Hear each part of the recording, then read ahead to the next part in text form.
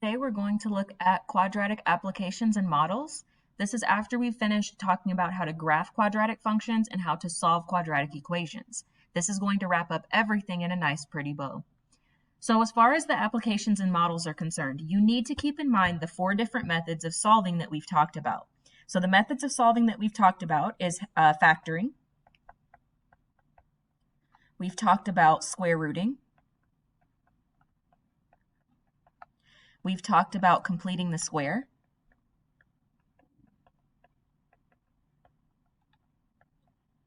And we have also talked about quadratic formula.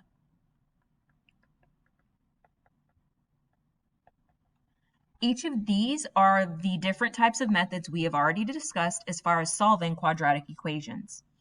For the questions we do today, we're going to use one of these types of methods of solving to answer our question.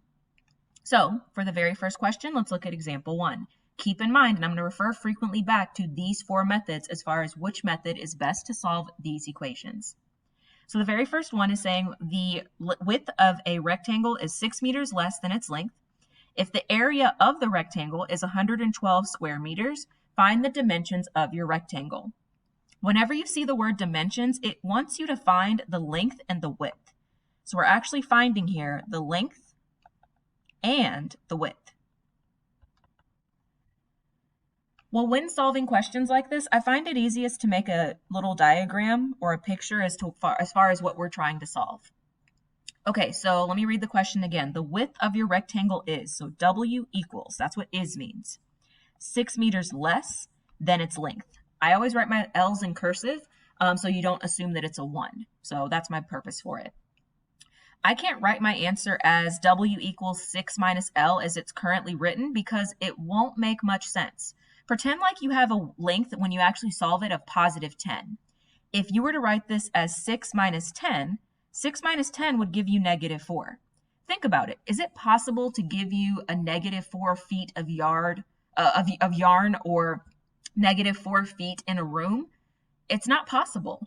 So whenever you want to write your answer out like this, you're going to need to write it instead as, I'm going to label it on my diagram, W equals L minus 6. That is the only way to correctly write it. Same thing on the other side. We're going to make this W equals L minus 6.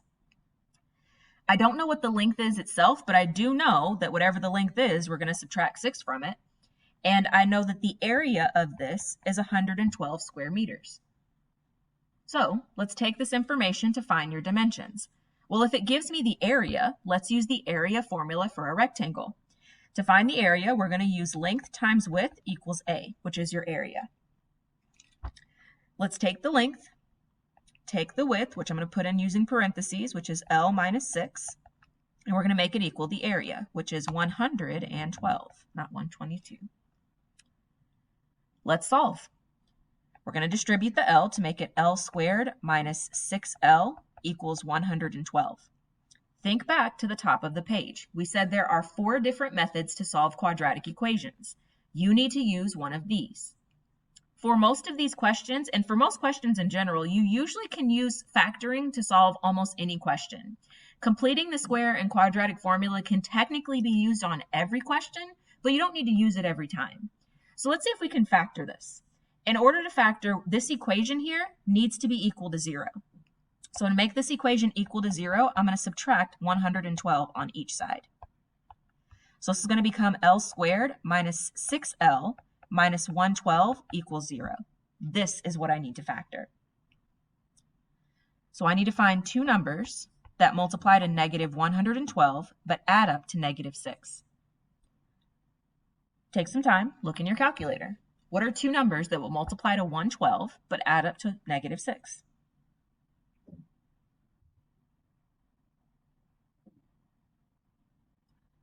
Let's use positive 14 and positive 8. Technically, both of those will multiply to 112.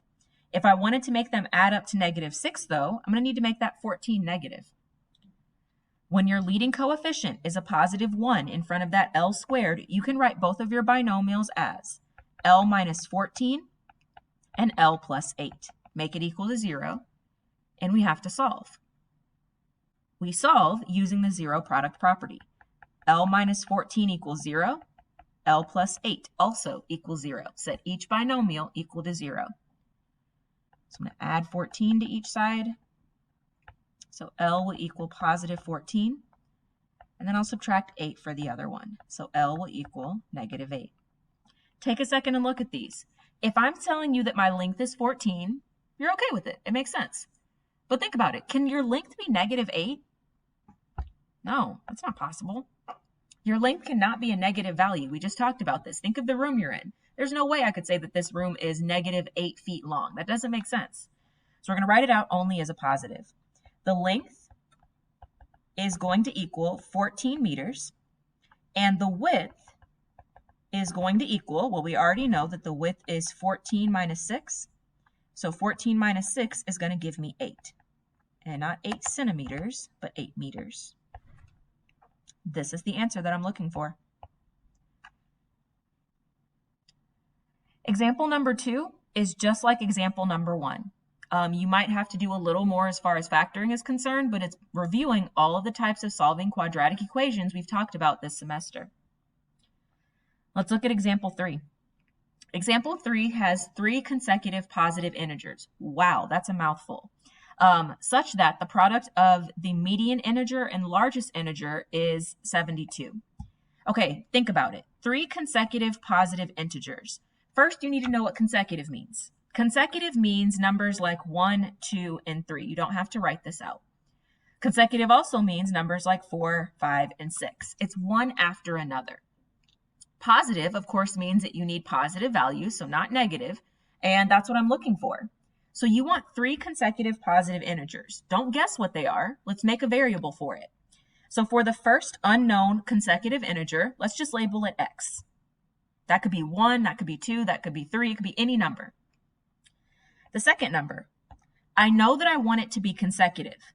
Consecutive means that I want it to be one after the other. So if this number, pretend, is 1, how would I get from x to 2? Well, you would just add 1 to it. If this number was originally 1, I would add 1 to 1 to give me 2. The third number, be careful. I need to get from, this is pretending to be 1, this is pretending to be 2. How would I get to 3? Well, you would need to take this x value and add what to it? You would need to add 2. So since we have all 3 of these, let's go back to the question. The question specifically said, such that the product is of the median integer and the largest integer is 72. Well, the median integer is represented by the second term, and the largest integer is represented by the third. So we're going to take x plus 1 and x plus 2 and set it equal to 72. You do not need that first variable of x in this question, at least not right now. So let's FOIL this, just like we did for the first question. We're going to make this x squared plus 2x plus x plus 2. And we're going to set this equal to 72. I'm going to subtract 72 on each side. So x squared plus 2x minus 70 is going to equal 0. Again, I am going under the assumption that I can hopefully factor all of these questions. If we can't factor them, we'd have to use one of the other methods represented at the top of your page. Well, let's see. I need to find 2 numbers that multiply to negative 70, but add up to 2. Well, I can use 10 and 7 to multiply to 70. If I wanted it to be negative and add up to positive 2 at the bottom, I need to make this 7 negative. Oh, excuse me. This 2 should be a 3 because 2 plus x is going to give you 3x, which will change this number down here to 3. Hopefully we're all on the same page now. So again, since your leading coefficient here is a positive 1, we're going to make this x plus 10 and x minus 7, and we're going to set that equal to 0. So we're going to set x plus 10 equal to 0 and solve, and we're going to set x minus 7 equal to 0 and solve.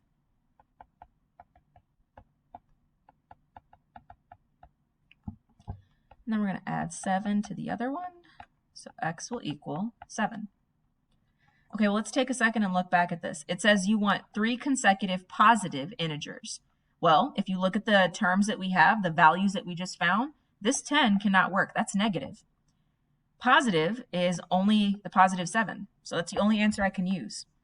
So it says to find all 3. So let's find our 3 consecutive integers. The first number is going to be 7. The second number is going to be 8.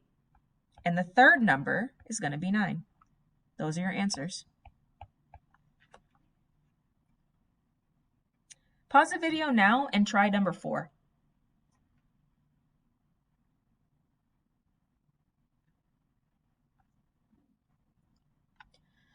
With example 4, this one is asking for 2 consecutive positive odd integers. Okay, wow. So 2 consecutive positive odd integers. So consecutive positive odd integers are, odd is like 3 and 5. These are positive consecutive odd integers. You can also use 1 and 3 or 7 and 9. Any of those numbers can work. You cannot use 1 and 2. Why will 2 not work? 2 is not odd, it's even. Okay, so keeping this in mind, let's label our first number. Well, the first number, we're just going to give it x. I don't know what the number is, but that will start us off with our pattern. If we're going to pick another number, because it's only looking for 2, I would need to take x, which remember, we're pretending here is, for instance, 3. How would we get from 3 to the next positive odd integer? Well, the next positive odd integer is 5. How would I get from 3 to 5? You would add 2. Don't add 1 because that's going to give you to a positive even integer, not odd. So, based on what it says behind it, we are now going to take the square of the smallest integer, so the smallest integer is x, and we're going to add it to 3 times the median integer. Well, unfortunately, there's not like a large integer that's after this, so we're going to use this as your median integer. So we're going to plug that in. X plus 2, and we're going to set it equal to 24. This is what you should have solved. So you should have made this x squared plus 3x plus 6 equals 24. Remember, we want to solve this equation, so let's see if we can factor it. We're going to set this equal to 0. Minus 18 equal to 0. And we need to factor. So I need to find 2 numbers that multiply to negative 18 but add up to 3. The only numbers that can do that are 6 and 3. The 3 here would need to be negative. So we're going to make this out as x plus 6 and x minus 3 equals 0. Set each of these equal to 0. X plus 6 will turn into x equals negative 6. That's one of your integers. And the other one is x equals positive 3. Look back at the question. It specifically said positive odd integers. Well, there's a double whammy with negative 6. It's negative and it's even. Both of those can't work. So for this answer, the first number we're going to use is 3. The second number we're going to use is 5. That was very unintentional with the example I gave earlier. So it just so happens that your answer is 3 and 5.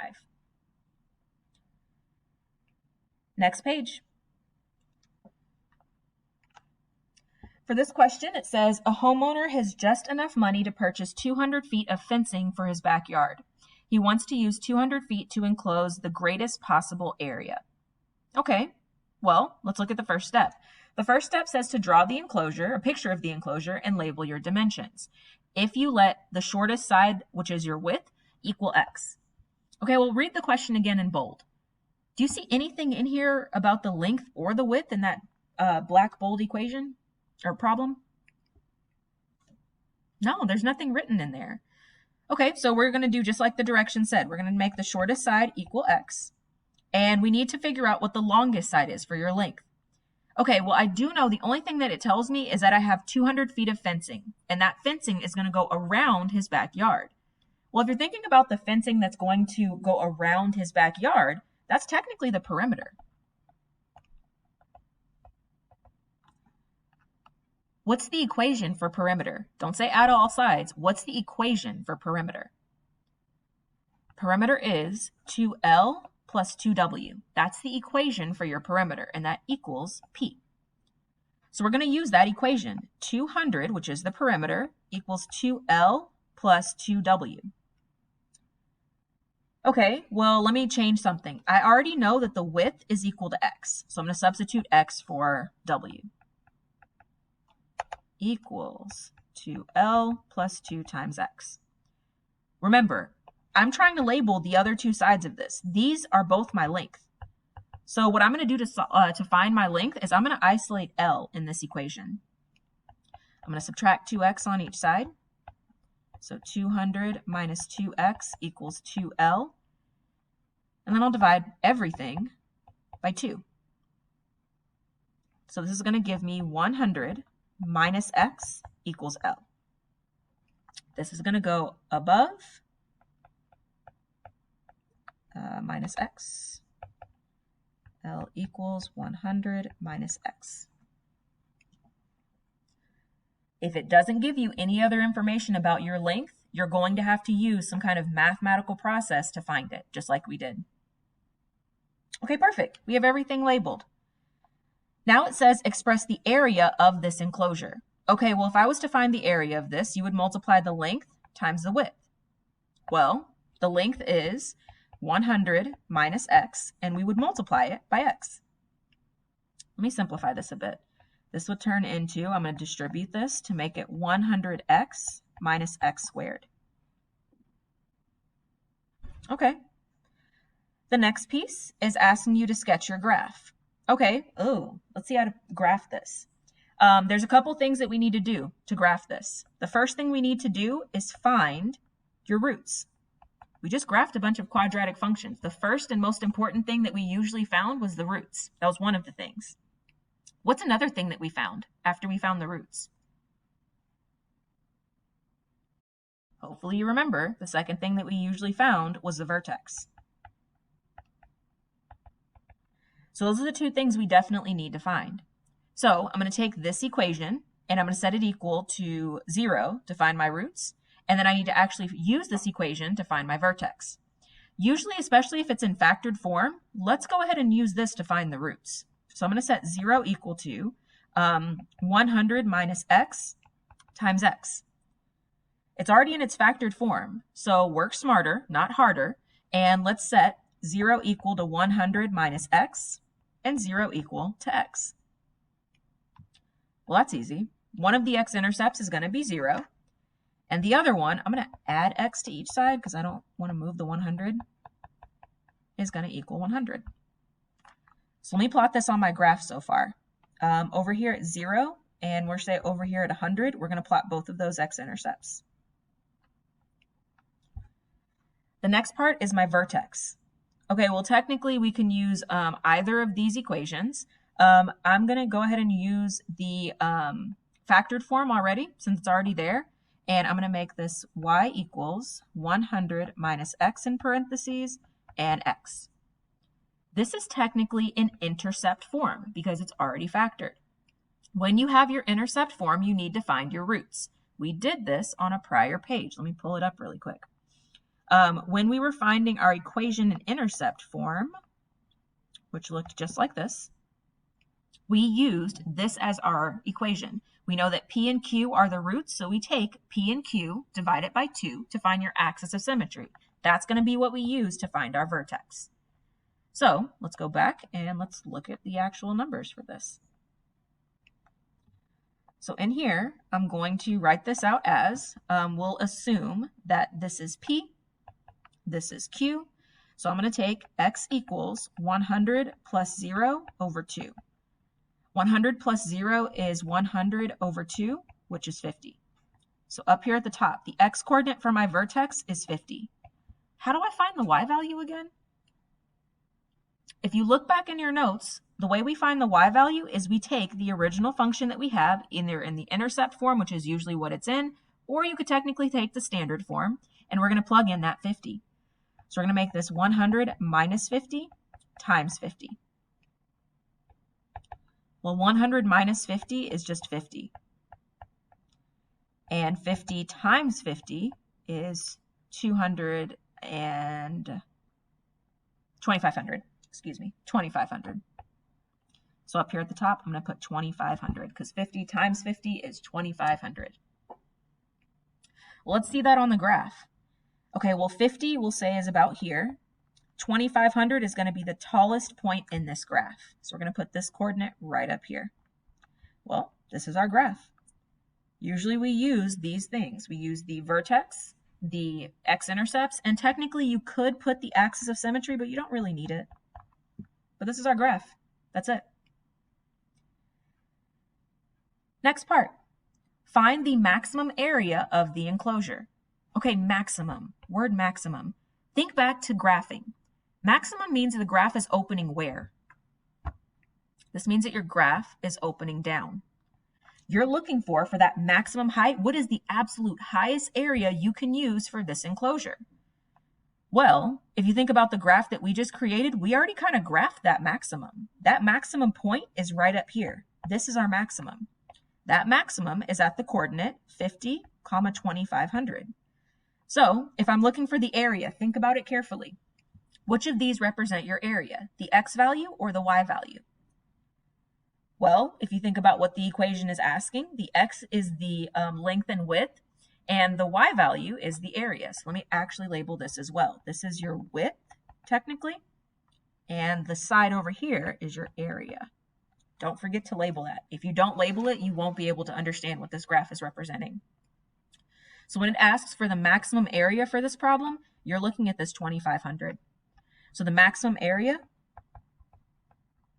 is 2,500 square feet. You didn't have to do any math there. Last part. What are the dimensions that you will give for that area? So what are the dimensions that will give you that area? Okay, so let's look back at the top. Remember, this is the maximum, right? Maximum area, and the maximum coordinate is right here. We know that the x value is the width. Keep in mind, the x value is right up here. We labeled it at the beginning. That's your width. So down here, I'm going to make a little note that the dimension x is 50. This is my width. Remember, dimensions are length and width. So if I wanted to find the length, what could I use? Look back at the very top of the page. Remember how we gave this length at the beginning? We're going to use that. The length is 100 minus x. So over here, we're going to make this length equals 100 minus x. Well, 100 minus x is going to be 100 minus 50. And 100 minus 50 is just 50. And both of these are in feet. So I'm going to write this out. My length equals 50 feet. My width is 50 feet. And usually you can write it also as like a measurement. So 50 by 50 feet by 50 feet. Technically that would work as well. These are your answers. Flip it over to question number 6, pause the video, and try to start this off without me.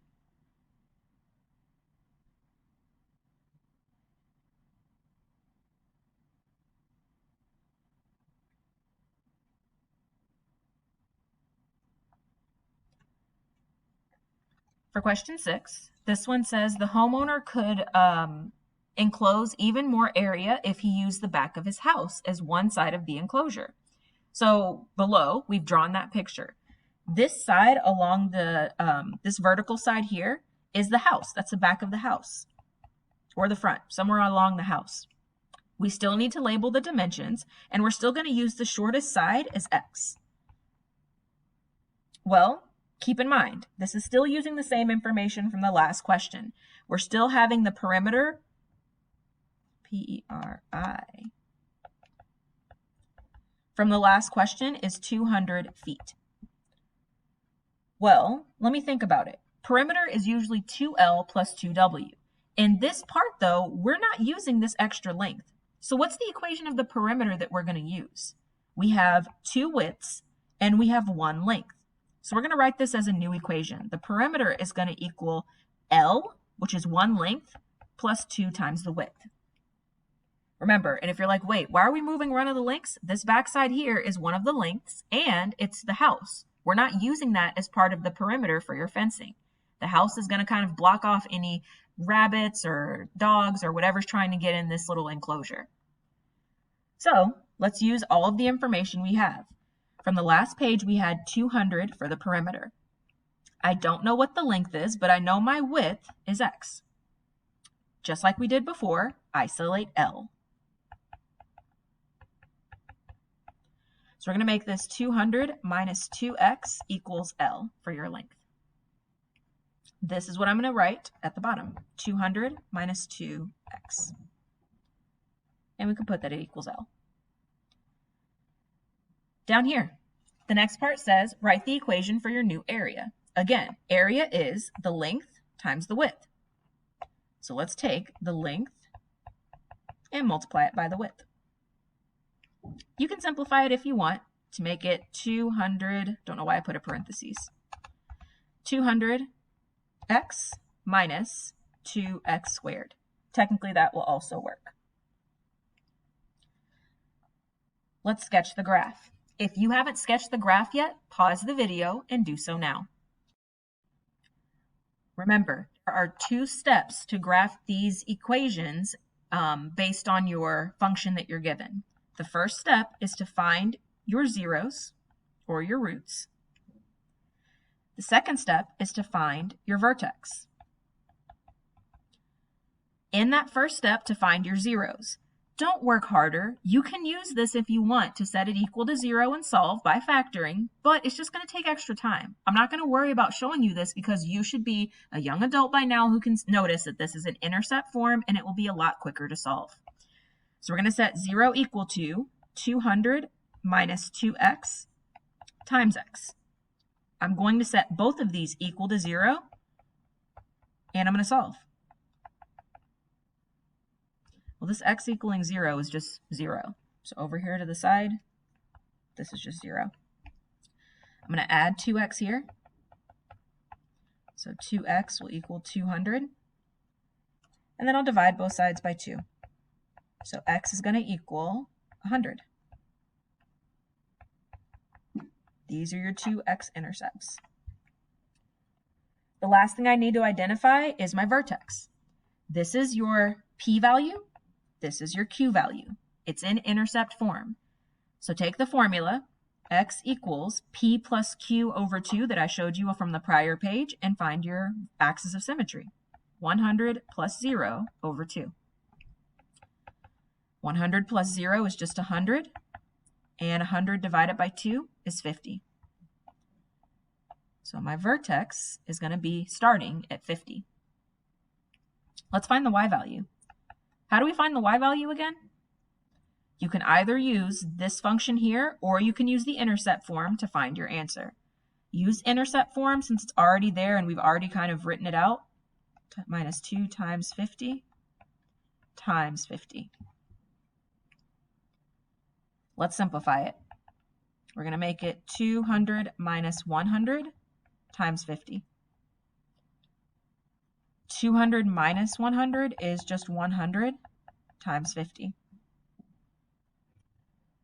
100 times 50 is 5,000. This is the y-value for my vertex. So we're going to say this is 50. 5,000 is up here at the top. If I wanted to, I could try to put more points, but this is perfect. We're going to graph this going down, graph this going down. And if you want to label your axis of symmetry, you can, but it won't affect your answer. Before I move on to the next question, what were the x values representative of in this graph? If you look back at the top of the page, these are all of the widths. These are all of your width, which means that the y values are all of the area. So let's answer the last couple questions. What is the maximum amount of area in this enclosure? Remember, maximum means that your graph is opening down. If you're looking for the maximum amount of area, you are looking for the absolute highest amount of area you can put in that enclosure. That maximum amount of area is going to be found from this vertex. That is the coordinate, 50, 5,000. Well, think about it. If we're finding the area based on what the question said, what's your maximum area going to be? The maximum area is equal to 5,000 square feet. The last part of the question is going to ask, what are the dimensions? So what is the length and the width? That would give you that area. Well, look back at the graph. The width has already been graphed. The width is going to be 50. So down here at the bottom, I'm going to make a note that my width is equal to 50 feet. How do I find the length again? If you look back at the top of this page, we had the length equation here and here. So we need to take that x value that we just found of 50 and plug it in. So down here at the bottom, I'm going to write my length is going to equal 200 minus 2x. The x value that we just found was 50. So 200 minus 2 times 50. 2 times 50 is 100. And 200 minus 100 is just 100. So let me write this out a little prettier. And I know you can't see the very bottom of my page, so I'm going to move it to this side. I'm going to write the length is equal to 100 feet, and the width is equal to 50 feet. Those are your two answers. Since we have the time, let's go through the very second question on the first page since we have the extra time. So this last question, and it'll help you on your homework, so I'm doing this for you. Pause the video now and do the question. Let's see what you remember. So let's look at example 2. This one says the area of a rectangle is 1 foot more than twice its width. If the area of the rectangle is 300 square feet, find the dimensions of this rectangle. So again, you are trying to find the length and the width for this. Okay, so let's draw out what we have. Usually the drawing can help. It specifically says the length is, so L equals 1 foot more than twice the width. Like I said before, than is kind of a hint that you're not going to keep the equation in the order that it's in. When you see the word than, I usually tell my students it's a turnaround word. The reason why is the same example I gave you above. If I was to have 6 minus 10, that would equal -4. You cannot have a negative length. So by using than as a kind of flipped word where it'll kind of switch the order, it'll prevent your answers from being negative. And I'm going to multiply it by 2 times W. So let me write out what I have. I'm going to write this as L equals 1 foot more than twice the width, so 2W plus 1. So L equals 2W plus 1. And then for my width itself, it doesn't say what the width is, so let's just put W for the width. This is what we're using to find our answer. And the area of this entire thing is 300 square feet. So let's find our dimensions. So in this problem, think about it. If you're finding, or if it's giving you the area, you would need to use the length times the width equals that area. So length times width equals the area. The length is 2W plus 1. The width is just W because I don't have anything else to substitute in for it. And I'm going to substitute in area, which is 300. We're going to distribute to make it 2W squared plus W equals 300. Remember, even though I haven't been on this page in a while, the very top of the page has the 4 different methods you can use to solve. We can use factoring, square rooting, completing the square, or quadratic formula. Factoring should work for majority of these questions. So let's use factoring to try to solve this question. In order to factor, you need this equation to equal to 0. So we're going to make this 2W, if I could write it 2W squared plus W minus 300. Okay, well, I was hoping that I could actually factor out a GCF from here because I see that this is divisible by 2 and so it's this. But since the W in the middle is not divisible by 2, don't try to factor out a GCF. You can't. So I'm going to make my little X chart. And I need to find 2 numbers that multiply to -600 but add up to 1. Think about it. What 2 numbers can I use? If I want both numbers to multiply up to 600 but add up to 1, what are the two numbers I can use? Well, since I have to add up to 1, we can really only use 24 and 25. If you multiply 24 times 25, you'll get 600. One of those has to be negative. If the 1 at the bottom is positive, we're going to need to make that 24 negative. Notice here that you have a 2 in front of the w squared, so a 2 is a leading coefficient. When you have a value that's other than 1 as a leading coefficient, you can't just write both of your answers as w minus 24 and w plus 25. You can't do that. So instead, what we're going to have to do is we're going to need to factor by grouping. So we're going to make this 2w squared. I'm going to replace this 1 with the 24 and 25 because negative 24 plus 25 is just 1w. So we're going to do minus 24w plus 25w minus 300 equals 0. Factor by grouping literally means group the first two terms and factor out their GCF, first two, and then group the last two and factor out your GCF. So within these first two, I can factor out a 2w. That's going to leave in parentheses w minus 12. In the second group, I can factor out a positive 25. That's going to leave in parentheses w minus 12, because I've already factored out the 25. All right, let me write my answer up here at the top. I'm going to have one of the binomials is going to be w minus 12. So we're going to make this w minus 12. And then the other one will be 2w plus 25. And we're going to set both of them equal to 0. So by the zero product property, we're going to make w minus 12 equal 0 and 2w plus 25 equal to 0. So let me add 12 to each side. So w will equal 12. And then this one I'm going to have to subtract 25 first. And then divide both sides by 2. Well, 25 divided by 2 is not going to give me a whole number. It's going to give me a decimal of negative 12.5. Luckily for us, if you look back at the directions, it says find the dimensions. Dimensions are only supposed to be positive answers. So let me just get my red pen now and put an X through it. You cannot have negative 12.5 for a length or a width or any kind of unit of measure. So since w is equal to 12, I'm going to write that as my width. So over here to the side, I'm going to write my width is equal to 12 feet, because that's my unit. The length is going to be 2w plus 1. So 2 times 12 plus 1. 2 times 12 is 24. 24 plus 1 is 25. So my length is going to equal 25 feet. Let me actually group both. This is my answer.